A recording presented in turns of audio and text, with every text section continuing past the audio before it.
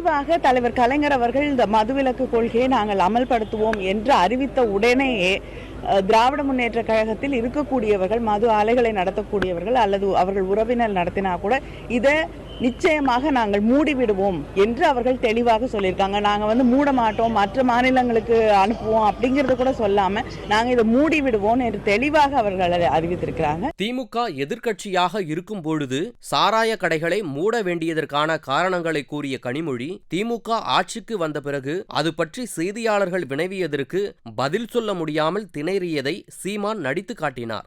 வலையொலியில் இருக்க நான் அனுப்பிவிடட்டா மதுக்கடையை மூடுறதுக்கு? பிள்ளைகளுக்கு பணம் கட்ட முடியல, வீட்டில் அரிசி பருப்பு வாங்க முடியல, எத்தனை பேர் தாலியா இருக்கிறார்கள். இந்த மதுக்கடையை நமது தலைவர் முதலமைச்சரானால் முதல் கையெழுத்தே மதுக்கடைக்கு எதிராகத்தான் அப்படின்னு ஒரு 10 காணொலி இருக்குதுங்க.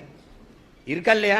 கடைசி அவங்க கேட்குறாங்க, இப்போ விதவை எல்லாம் குறைஞ்சி விட்டார்களா மதுக்கடையை மூணு? என் பங்காளி வடிவேல் சொல்லல, என்ன இன்னைக்கு ரொம்ப சுத்துதே, அது டங் ஸ்லிப், அதை ஒரே ஜாம் ஆகுது. அதுதான் சிறப்பு முகாம் என்னும் சித்திரவதை கூடத்தை மூடி அங்குள்ள ஈழத்தமிழர்களை விடுவிக்க வேண்டும் என கோரி திருச்சியில் ஆர்ப்பாட்டம் நடைபெற்றது. அப்போது திமுக எதிர்க்கட்சியாக இருந்தபொழுது கனிமொழி பேசியதையும், ஆளுங்கட்சியாக இருந்தபொழுது திணறியதையும் சீமான் நடித்து காட்டியதை கூட்டத்தினர் வியந்து பார்த்தனர். செய்திகளை உள்ளது உள்ளபடி தெரிந்து கொள்ள ரெஃப்ளெக்ட் நியூஸை சப்ஸ்கிரைப் பண்ணுங்க.